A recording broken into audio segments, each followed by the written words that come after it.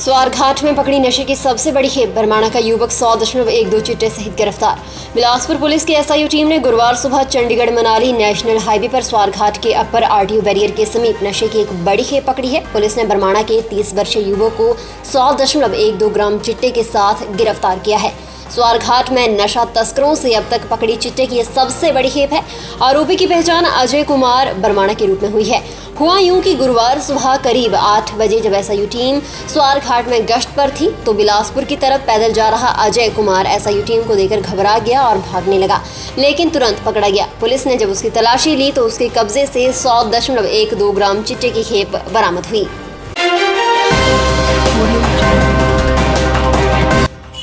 सुबह सुबह घर में लगी आग, बुजुर्ग के दम घुटने से हुई मौत।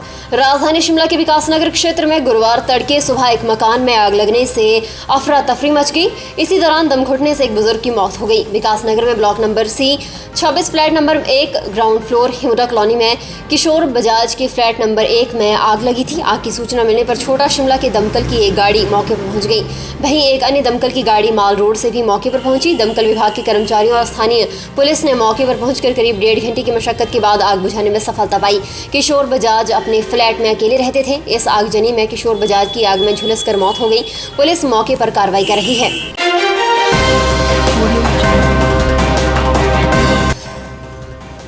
जिला परिषद सोलन की बैठक से गैर हाजिर रहे विभागों के अधिकारियों को जारी होंगे नोटिस। जिला परिषद सोलन के गुरुवार को आयोजित बैठक में गैर हाजिर रहे विभिन्न विभागों के अधिकारियों को नोटिस जारी किए जाएंगे। बैठक में सभी सदस्यों ने एकमत से कहा कि जिला परिषद के माध्यम से कई विकास कार्यों को लेकर चर्चा की जानी थी, लेकिन संबंधित विभागों के अधिकारी उपस्थित न होने से कार्यों को करवाने में कठिनाई उत्पन्न होगी।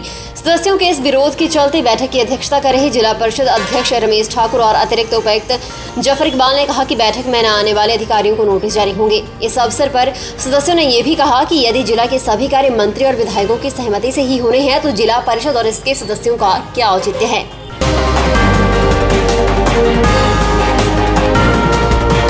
ऊना के मेडिकल स्टोर में पकड़ी नशीली दवाइयां, पुलिस ने गिरफ्तार किया दवा विक्रेता। सदर थाना ऊना के तहत आदर्श नगर अरनियाला में पुलिस ने एक मेडिकल स्टोर से नशीली दवाइयों की खेप बरामद की है। साथ ही मेडिकल स्टोर संचालक को गिरफ्तार कर लिया है। हुआ यूं कि एएसपी ऊना प्रवीण धीमान ने गुप्त सूचना के आधार पर आदर्श अरनियाला स्थित एक मेडिकल स्टोर की दुकान पर दबिश दी। एएसपी ऊना ने ड्रग इंस्पेक्टर की अगुवाई में जब स्टोर की तलाशी ली तो स्टोर से अल्प्राजोलम के 21,450 और ट्रामाडोल के 2,300 टैबलेट बरामद हुई। नशीली दवाइयां रखने के आरोप में पुलिस ने मेडिकल स्टोर संचालक मुकेश वर्मा निवासी कुरियाला के खिलाफ मादक द्रव्य अधिनियम के तहत मामला दर्ज कर जांच शुरू कर दी है। डीएसपी हेडक्वार्टर कुलविंदर सिंह ने बताया कि पुलिस ने मामला दर्ज कर जांच शुरू कर दी है। सतपाल सिंह सत्ती ने मेधावी विद्यार्थियों को किया सम्मानित। राजकीय कन्या वरिष्ठ माध्यमिक पाठशाला ऊना में आज वार्षिक पुरस्कार वितरण समारोह का आयोजन किया गया, जिसकी अध्यक्षता छठे राज्य वित्त आयोग के अध्यक्ष सतपाल सिंह सत्ती ने की। उन्होंने शैक्षणिक सत्र 2020 और 21 के दौरान विभिन्न गतिविधियों में अव्वल रहे विद्यार्थियों को सम्मानित कर उनका उत्साहवर्धन किया। इस अवसर पर सतपाल सिंह सत्ती ने कहा कि कोरोना महामारी के बीच लंबे अंतराल पर सरकार ने स्कूल खोलने की अनुमति प्रदान की है। ऐसे में स्कूलों को पूरी ईमानदारी के साथ कोविड दिशा निर्देशों की अनुपालना सुनिश्चित करनी चाहिए। उन्होंने इस बात पर संतोष व्यक्त किया कि समारोह में आए प्रत्येक प्रतिभागी की स्क्रीनिंग की गई और हाथों को सैनिटाइज किया गया, जो बहुत अच्छी बात है। सब्सक्राइब करें हमारे YouTube चैनल को और ताज़ा खबरों की नोटिफिकेशन पाने के लिए प्रेस करें बेल आइकन को। कुटलैहड़ टूरिज्म डेवलपमेंट सोसाइटी के अध्यक्ष एवं उपायुक्त ऊना राघव शर्मा ने दरौली में निर्माणाधीन एथनो बोटेनिकल पार्क और वाटर स्पोर्ट्स साइट का निरीक्षण किया। इस अवसर पर उन्होंने अधिकारियों को उचित निर्देश देते हुए कहा कि पर्यटकों को आकर्षित करने के लिए एथनो बोटेनिकल पार्क और वाटर स्पोर्ट्स में प्रयोग होने वाले उपकरणों का विशेष ध्यान रखा जाए। राघव शर्मा ने कहा कि अंदरौली में 7 करोड़ रुपए की लागत से ग्रामीण सैनिटरी मार्ट कम CSE कॉम्प्लेक्स और एथनो बोटेनिकल पार्क का निर्माण किया जा रहा है, जहां पर पर्यटकों की सुविधा के लिए gift shop, sale centre, view quarter, ticket centre, स्वच्छता कैफे, रेस्टोरेंट, ट्री हाउस और शौचालयों और बड़ी पार्किंग का आधुनिक निर्माण किया जाएगा। उन्होंने कहा कि यहां आने वाले पर्यटकों को बेहतर सुविधाएं प्रदान की जाएंगी, जिसका उद्देश्य अंदरौली में जल क्रीड़ाओं को बढ़ावा देकर रोजगार के अवसर पैदा करना है। मुख्यमंत्री जयराम ठाकुर ने कहा कि हिमाचल प्रदेश जैसे पहाड़ी राज्यों के लिए सड़कें जीवन रेखा का काम करती हैं, क्योंकि इन राज्यों में परिवहन निर्माण को सर्वोच्च प्राथमिकता प्रदान करना अनिवार्य है।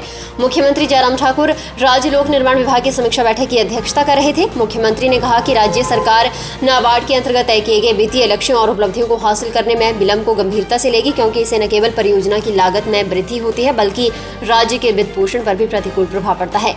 उन्होंने कहा कि राज्य सरकार लापरवाह अधिकारियों के खिलाफ कार्रवाई सुनिश्चित करेगी।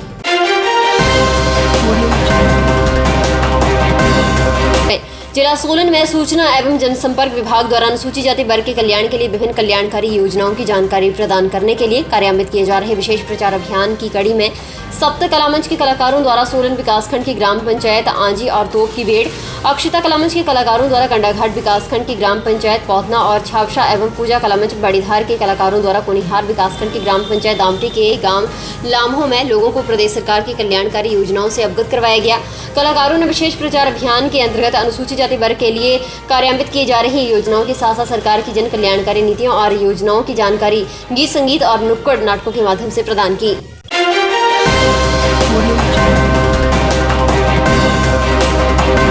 राष्ट्रीय विधिक सेवा प्राधिकरण और राष्ट्रीय महिला आयोग के तत्वाधान में महिलाओं के लिए ऊना में 1 दिवसीय साक्षरता शिविर का आयोजन किया गया। शिविर की अध्यक्षता करते हुए जिला विधिक सेवा प्राधिकरण के सचिव विवेक खनाल ने महिलाओं को उनके अधिकारों के प्रति अवगत करवाया और कहा कि महिलाओं के हितों की रक्षा के लिए अनेकों कानूनी प्रावधान हैं, जिनके बारे में उन्हें जागरूक होना चाहिए। ऐसे जागरूकता अभियानों का उद्देश्य महिलाओं से जुड़े कानूनी प्रावधानों का प्रचार प्रसार करना है ताकि उन्हें न्याय प्राप्त हो सके।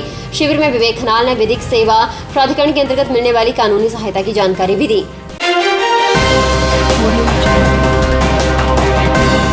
आंचल 2018 को तुर्की में इंटरनेशनल स्कीइंग प्रतियोगिता में भारत के लिए मेडल जीतने वाली आंचल ठाकुर अब विंटर ओलंपिक गेम्स की तैयारी में जुट गई हैं। विंटर ओलंपिक अगले साल चीन के बीजिंग में होगा, लेकिन इसके लिए आंचल ठाकुर ने अपने भाई हिमांशु ठाकुर के साथ ऑस्ट्रिया की बर्फीली वादियों में प्रशिक्षण शुरू कर दिया है। करीब 2 महीने तक आंचल जहां विदेशों में ओलंपिक की तैयारी करेगी, वहीं वह ओलंपिक के लिए क्वालिफाई मुकाबलों में भी भाग लेंगी। आंचल अपने भाई हिमांशु ठाकुर के साथ अगले साल 15 जनवरी तक स्कीइंग की ट्रेनिंग लेंगी। इसी दौरान उसे विंटर ओलंपिक के लिए कई देशों में जाकर क्वालिफाई मुकाबले भी खेलने होंगे। पिता रोशन लाल ठाकुर ने कहा कि उनकी बेटी आंचल ठाकुर और बेटे हिमांशु ठाकुर ने ऑस्ट्रिया की स्की ढलानों में अपनी ट्रेनिंग आरंभ कर दी है।